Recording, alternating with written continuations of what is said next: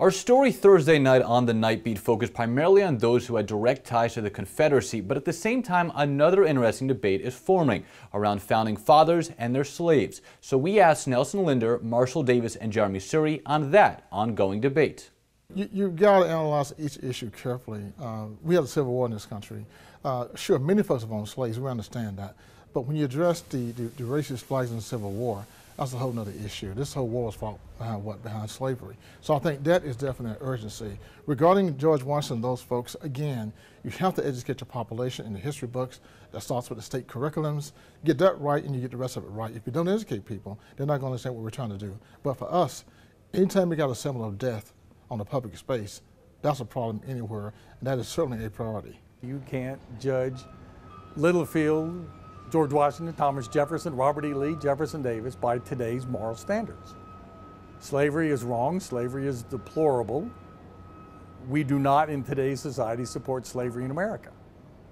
But in 1861, it was a part of the American fabric. And to try to look at only the Confederate flag as the only slave flag on this continent is incorrect.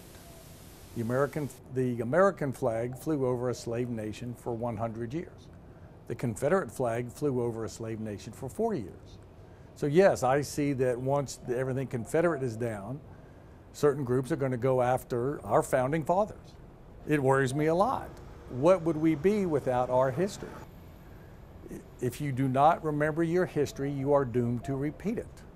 You can't rename everything, and many of the figures who have names attached to them did other things beyond their Confederate pro-slave activities. Sam Houston being a good example of that. He is a hero in the creation of Texas, as well as a former slave holder. So we cannot eliminate the past. We cannot go around and eliminate all these names. But first of all, we need to talk about them.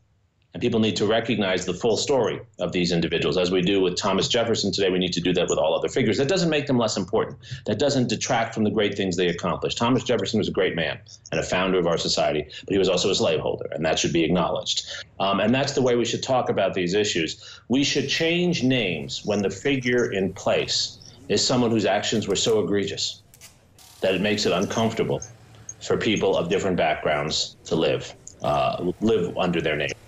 Now we want to hear your thoughts, both on tributes to Confederates and to our founding fathers. Make sure to comment below and tweet us at KVUE. I'm Michael Perchick, KVUE.com.